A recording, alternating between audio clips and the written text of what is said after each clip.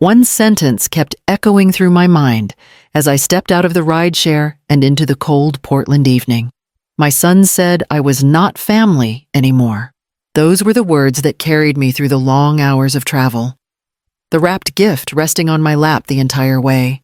They followed me up the short walkway toward the Hollis family's grand anniversary gala, cutting deeper than any winter wind. The story you are about to hear is a fictional work created by the writing team of the channel, Her Secrets.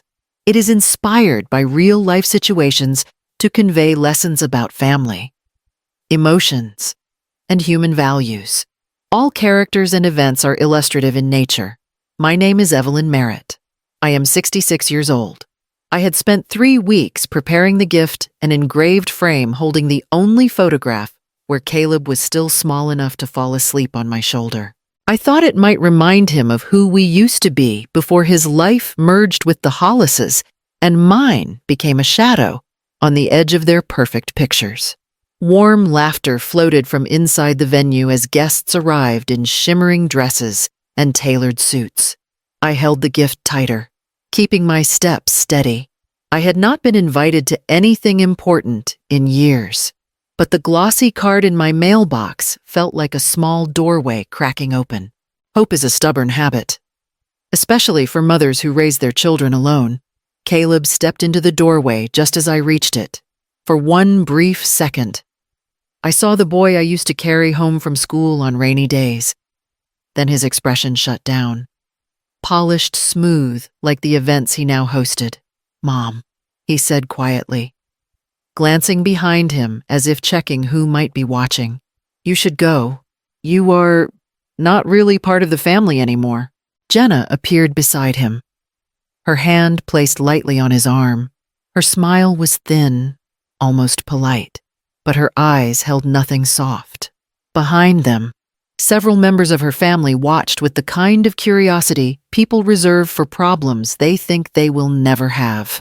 The gift in my hands suddenly felt heavier. I wanted to say his name the way I used to when he was little, when a single word could steady him. Instead, I stepped back. The ground felt unsteady, but my voice did not tremble. "All right, Caleb."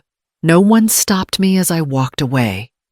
Not my son, not the woman he married, not the family he chose. At the end of the block, I paused beneath a street lamp. The night pressed close, and something inside me shifted, not breaking, but hardening into clarity. Everything that followed began in that moment, on that sidewalk, with the truth finally spoken aloud. I walked for nearly 10 minutes before my legs slowed on their own. The cold steadied me, but it didn't soften the memory that rose like a tide Caleb's face when he was still small enough to fit against my chest. Back then, it was just the two of us in a narrow duplex in outer northeast Portland. I worked morning shifts at the diner on Prescott and evening hours keeping books for whoever needed help. Some nights I came home so tired I had to sit on the stairs before climbing them, but Caleb would run down and press his cheek to mine. "You're home, Mom," he'd whisper, as if naming the one thing he trusted. Money was always thin. When his field trip cost $20, I picked up an extra bookkeeping client. When he needed new cleats, I returned the jacket I had bought on clearance. I never told him. I didn't want the world to shrink around him the way it had around me. One afternoon, when he was 13, he slammed his backpack onto the table. "Jenna's family went to Sun River for the weekend," he muttered. "Everyone went somewhere." I poured him a glass of water. "We'll have our own weekend soon. I'm working extra hours." He didn't look up. "You always say that." It stung not because he was wrong, but because I'd hoped he didn't notice how often I traded time for survival. Years passed, and he grew taller, quieter, more aware of what I couldn't give. The world widened for him as it tightened for me. I thought love would be enough to bridge that space. I thought he knew how hard I fought to keep us standing. But the distance that began in that kitchen never truly closed. The first time I met Jenna's family, Caleb pulled me aside before we walked into their Lake Oswego home. "Mom, just try not to talk about work too much," he murmured. "They're used to different things." I held his arm. "I raised you on bookkeeping and diner shifts. I'm not ashamed of that." He didn't answer. Inside, Jenna's mother offered a polished smile. "Evelyn, welcome. Caleb tells us you keep yourself busy." "Busy keeps the lights on," I replied. Jenna's father chuckled, the kind of laugh meant to smooth over discomfort. "Well, our world moves fast. Lots of decisions, lots of people relying on you. I'm sure it's different from what you're used to." Caleb didn't defend me. He just stared at the floor. Over the next months, invitations shifted. At first, they included me in birthdays and small dinners. Then suddenly, gatherings were just friends, or a quick family trip, or a small group Jenna's parents planned. I'd learn about them through photos Jenna posted, Caleb beaming beside her family, my seat erased without conversation. I tried asking him once, "Caleb, I haven't seen you in weeks. Are you all right?" He sighed. "Mom, you know how it is. Jenna's parents want things a certain way. They're building a reputation. I can't always bring you along. Bring me along." The words burned. "I'm your mother, not a bag you carry when it matches your outfit." He flinched but didn't apologize. Little by little, the space between us filled with people who never knew the boy who once waited by the diner window for me to finish my shift. The Hollises shaped him into someone who liked the feeling of being chosen. Someone who liked it enough to forget who chose him first. I was washing dishes when Caleb called. He rarely phoned anymore. So for a moment I thought something terrible happened. His voice came tight, hurried. "Mom, listen. We lost our financial manager. Jenna's parents are stressed. We need someone to fill in. Just for a few weeks." I gripped the counter. "You want me to help your company? It's temporary," he repeated quickly. "You're good with numbers. You always have been." Those words, so simple, pressed against a part of me I thought he'd forgotten. I wiped my hands and tried to steady my voice. "All right, when do you need me tomorrow morning? And Mom?" He hesitated. "Just keep everything quiet. Jenna's family prefers handling this internally." "Quiet," I asked. "What does that mean?" "It means don't mention you're helping. They want stability. Image matters right now." I swallowed hard. "I understand." The next morning, Caleb met me at a side entrance of the Hollis Event Group building, not the main lobby. He barely let me take in the space before pushing a stack of folders into my hands. Payroll, vendor statements, grant records, just review and organize. He kept glancing over his shoulder. "And Mom, don't walk through the front." "Caleb," I said gently, "am I not supposed to be seen here?" He exhaled sharply. "It's not like that. Jenna's parents, they don't want confusion. You're a temporary measure, that's all. A temporary measure. A mother turned into a tool." I opened a folder. Rows of numbers ran clean at first glance, but small irregularities flickered beneath the surface. Overtime hours cut. Vendor payments rounded strangely. Internal transfers that didn't match project timelines. "Caleb," I said softly, "some of these don't look right." He stiffened. "Mom, don't start. Just organize. Leave interpretation to us." His tone closed a door between us I wasn't ready to admit existed. Still, I stayed. I worked through piles of documents while the Hollis staff walked past me without hello, as if I blended into the walls. Each day I told myself this might bring us closer. Each day he kept me hidden behind the same door he once held open, and I didn't yet know that the numbers beneath my fingertips carried the truth that would break everything open.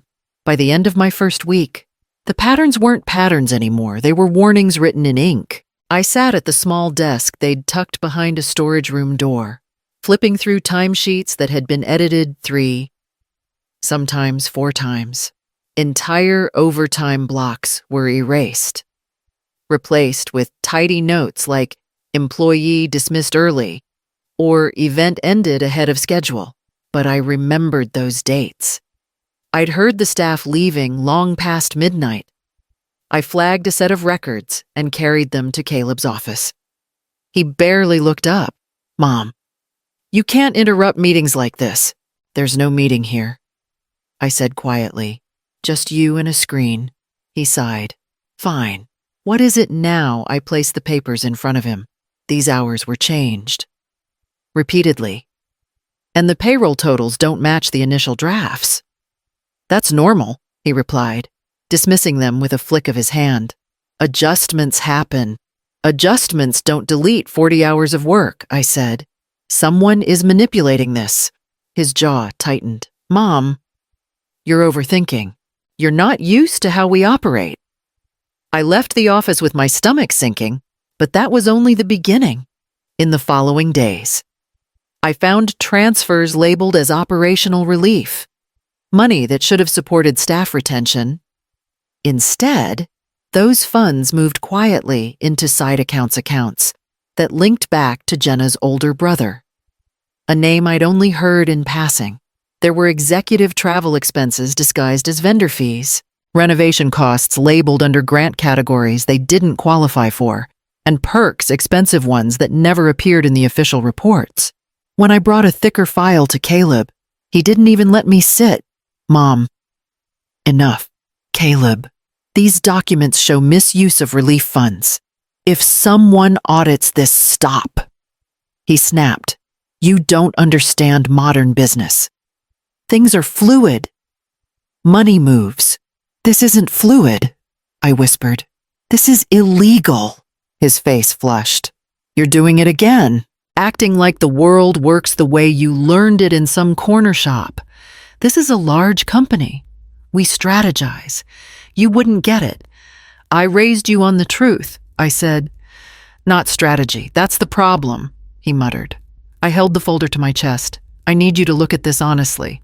Not as a Hollis, but as my son." He turned away. "Please leave the files on the desk. And don't bring me anything else unless I ask." The door clicked behind me. The silence felt colder than the hallway. I'd come hoping numbers might bring us closer. Instead, they showed me a version of my son I didn't recognize. The envelope arrived on a Thursday afternoon, thick and glossy, with gold lettering spelling out the Hollis Anniversary Gala. For a moment, my breath caught. Caleb hadn't called in weeks. Maybe this was his way of reaching back. Inside, the card gleamed with scripted lines and formal seating instructions. No note, no handwriting. No, just my name printed like it belonged on a mailing list. I stared at it for a long time before calling Caleb. "I received an invitation," I said. He paused. "Right. Yeah. The family decided to open the guest list a bit."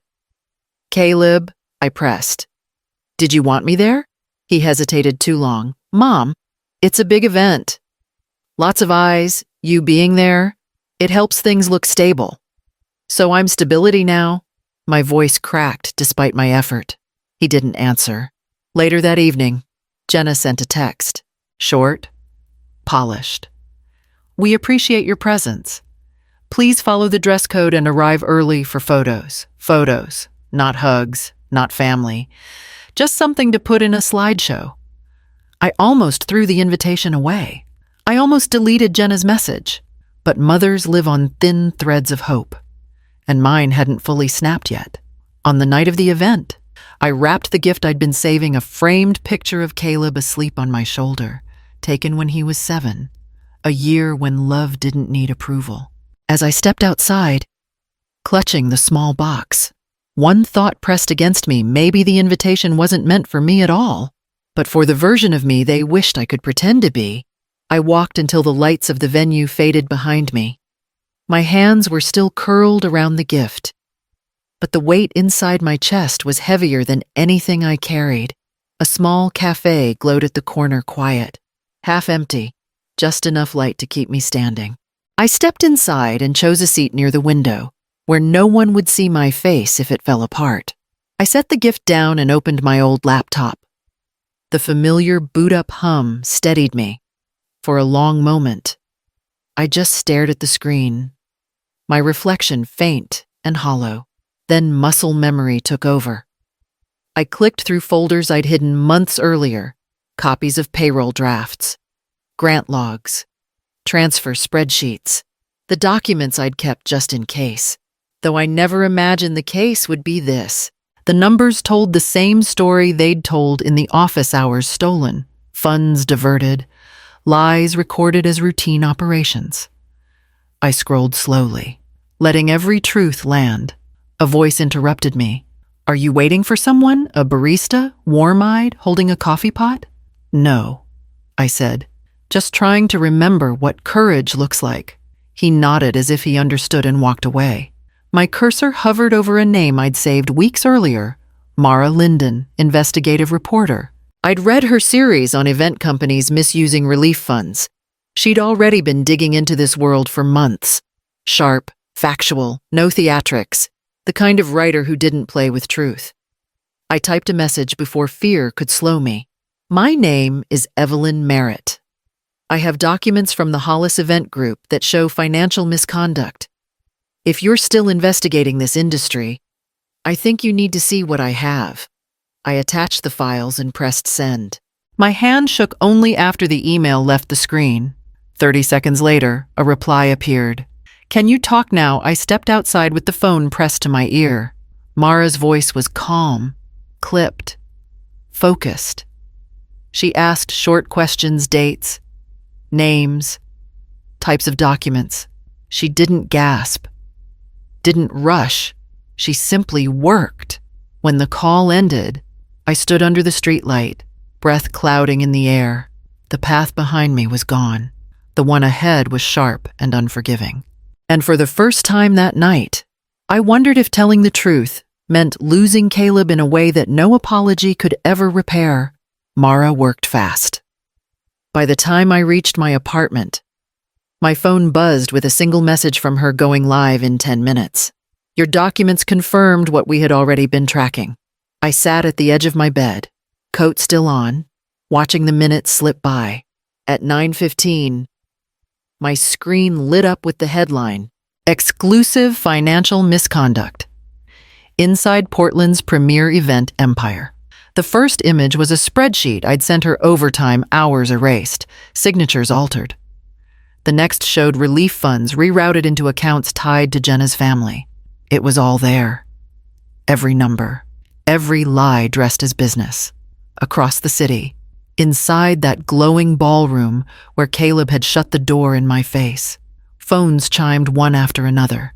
A text came from an old coworker I'd kept in touch with, who happened to be catering the event, Evelyn. "People are reading the article right now. You should see their faces." I closed my eyes and pictured it. Guests lowering champagne glasses as their screens filled with headlines.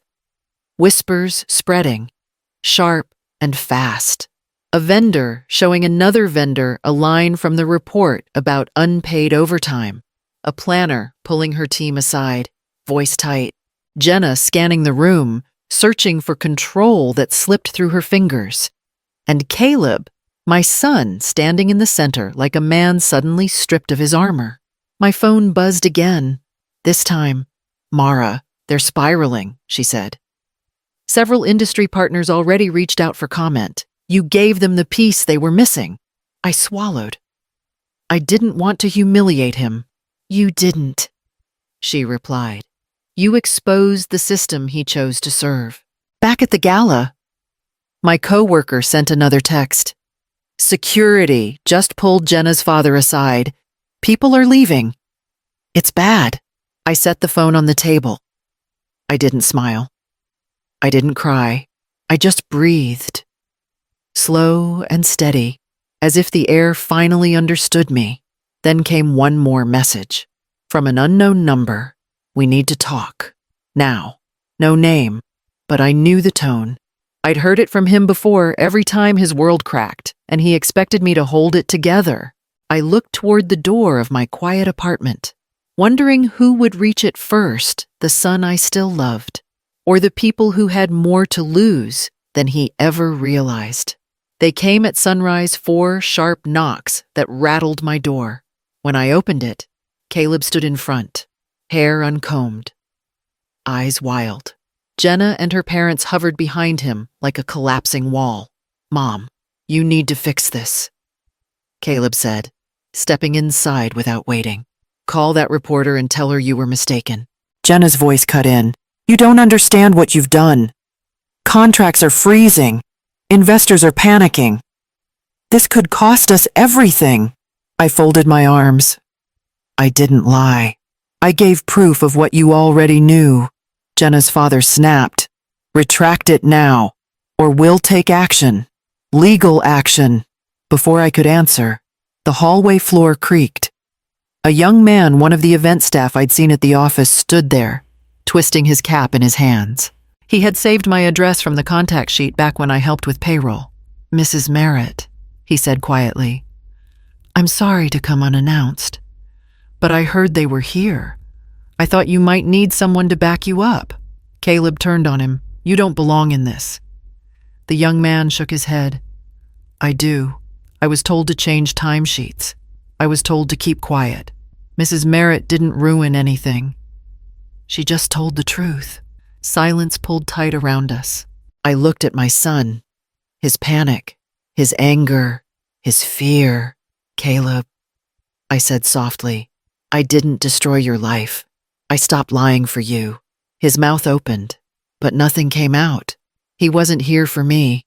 He was here because the world finally stopped protecting him, and I felt the distance settle, real and irreversible.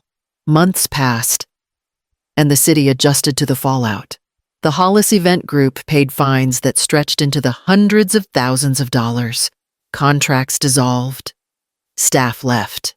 Their name, once polished, turned heavy with consequence. Jenna slipped out first, moving back to her parents' home. Caleb stayed behind.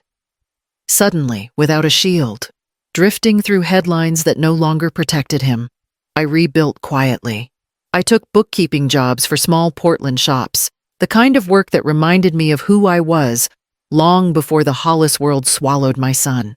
At the senior center near my apartment, I found people who laughed easily, who didn't care what I wore or who my son married. I started going twice a week. Sometimes I even forgot to feel lonely. One evening, my phone buzzed. A message from Caleb.